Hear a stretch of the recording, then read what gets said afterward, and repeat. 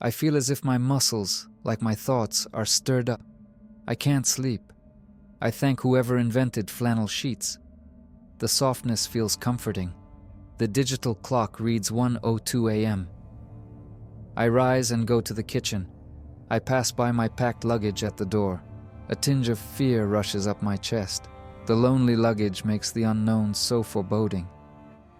I spread a slice of French bread with 4 tablespoons of unsalted raw butter to calm me down while thoughts of Jeff keep coming. It's been 9 years since I've thought about Jeff this much. How little I know him. I left Mary for the second and last time a few months after Jeff's first birthday. For the next year, Jeff and I were together on Sundays, or for weekends. I graduated from computer programming trade school, and in September, 2 months after the divorce, I moved to Los Angeles to pursue a degree in architecture. I'll never forget the day before I left. Jeff's second birthday was 6 days away. I had bought him a swing and slide set. Mary and Jeff were living with her parents in a 2-bedroom house in a lower middle-class neighborhood.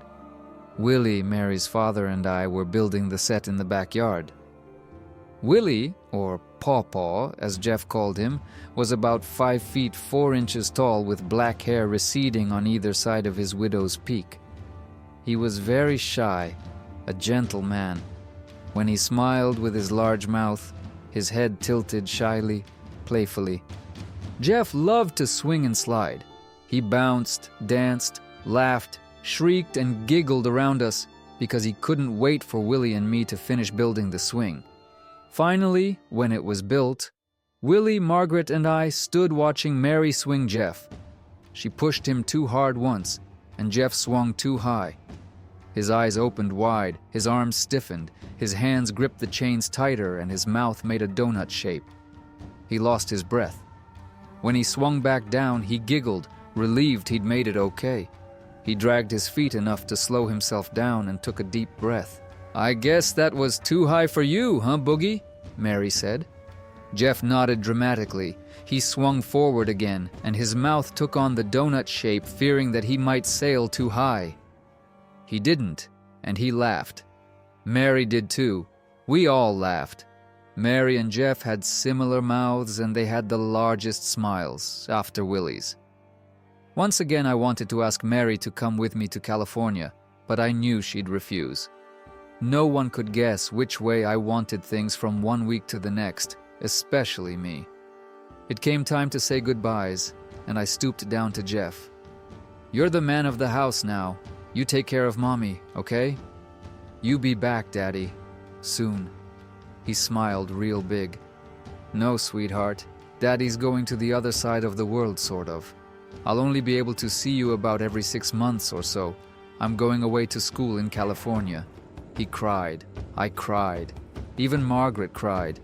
We all hugged and I left. I didn't return for 2 years. I rise from the dining table and return to the kitchen. I have a taste for something sweet.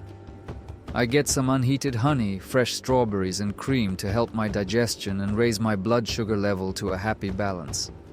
I take a drink of the raw cream, dip a strawberry in the honey, and take a bite. I remember that Jeff and I had been together on only 4 separate occasions since the swing set, and we rarely spoke on the phone. I recall that the first of the 4 occasions was in August. Jeff was 4. I had a form of leukemia called multiple myeloma, cancer of bone and blood. I had already undergone surgery for an ulcer. 3 months later, I received radiation therapy because the scar was keloidal. 3-4 months after radiation, I was diagnosed with leukemia. I was told that I would die by Christmas. I was supposed to have begun chemotherapy that August.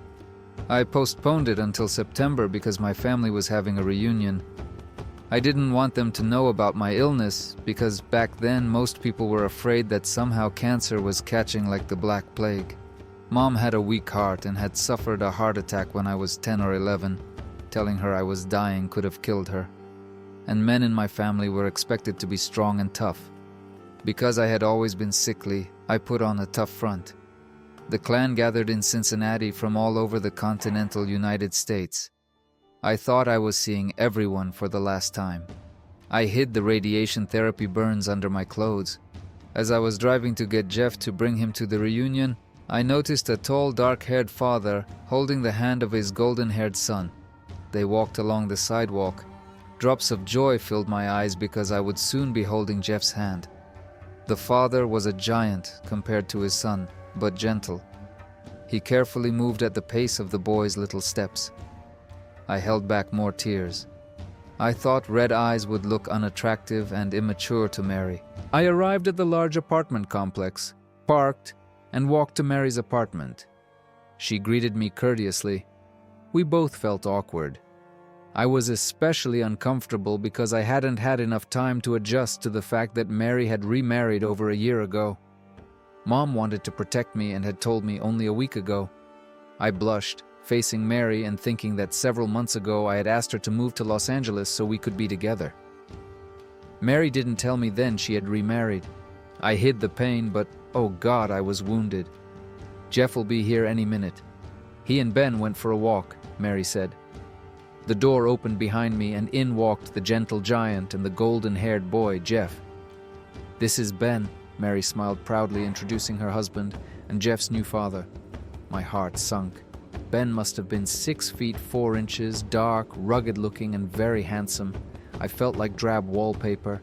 Ben immediately let his head drop shyly, painfully.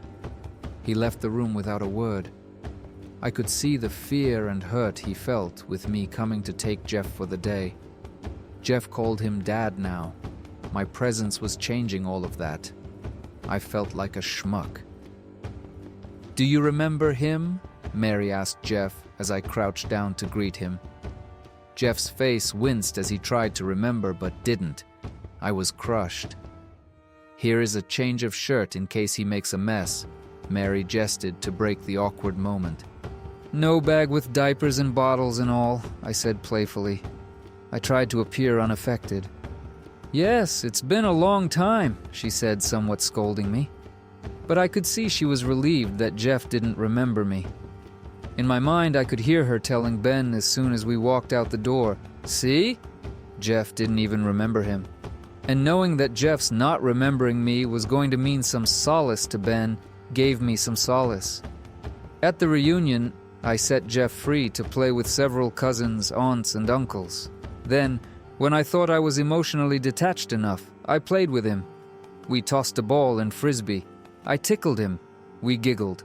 I swung him around and laughed until we were exhausted. It was time to drive him home, but he wanted to stay. That made it a great day.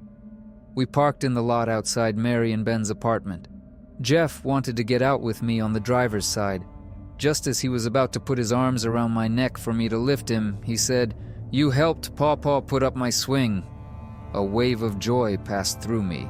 He hugged me very tightly. It appears Jeff's head went partially through the driver's side of the windshield when his car flew down the ravine and hit a tree. The car spun and jolted him back inside. The car hit another tree and Jeff's head went through the passenger's side of the windshield. The car spun and hit the ground at the rear end, jolting him back into the front seat. Finally, the car smashed into another tree on the passenger's side. His head went completely through the passenger's door window. His body was found draped over the car door. Mom's words echo in my head. I lie down on the still, warm flannel sheets. Will I be as unable to help Jeff as I was when he was an infant? Will I become hostile, wanting to help but not knowing how? Will I be able to confront the medical professionals who will think I'm a fanatic? Jeff is an accident victim. I haven't dealt with any serious accident victims. Yet, healing is healing, I remind myself. I know what the body needs to heal itself.